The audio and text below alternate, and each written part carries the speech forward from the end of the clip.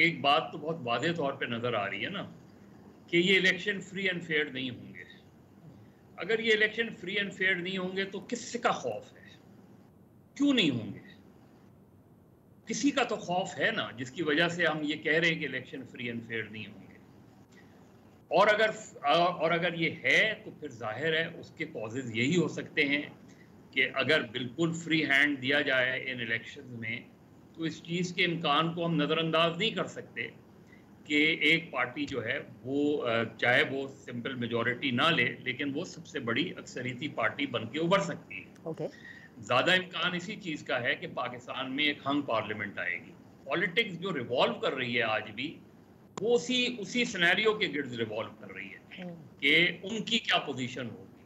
जाहिर है मैं मंसूर की बात से एग्री करता हूँ कि ऐसा नहीं है कि वो यहाँ से कराची से लेकर खैबर तक वो कोई स्वीप कर जाएंगे, लेकिन इस चीज़ का इम्कान है कि अगर फ्री एंड फेयर इलेक्शन हुए, फ्री हैंड मिला, लेवल प्लेइंग फील्ड हुई, तो वो सबसे बड़ी जमात बन के उभर सकती है।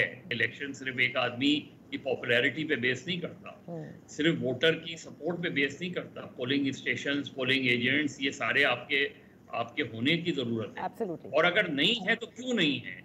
उसकी वजह से उनका अनपॉपुलर होना नहीं है, उसकी वजह सीधी सी ये है कि वो दबाव है, वो प्रेशर है, घरों से लोगों का उठाया जाना है, उनको उनके अंदर वो खौफ डालना है। मैं आपको कराची में बेशुमार मिसालें दे सकता हूँ कि जिनके लोगों को कोई अगर खातून है उसके हस्बैंड को उठा लिया गया, उसको खुद उठा लिया गया।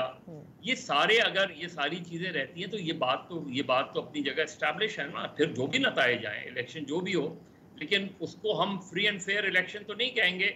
और अगर फ्री फेयर इलेक्शन नहीं होंगे तो उसका कॉज सिर्फ एक ही होगा,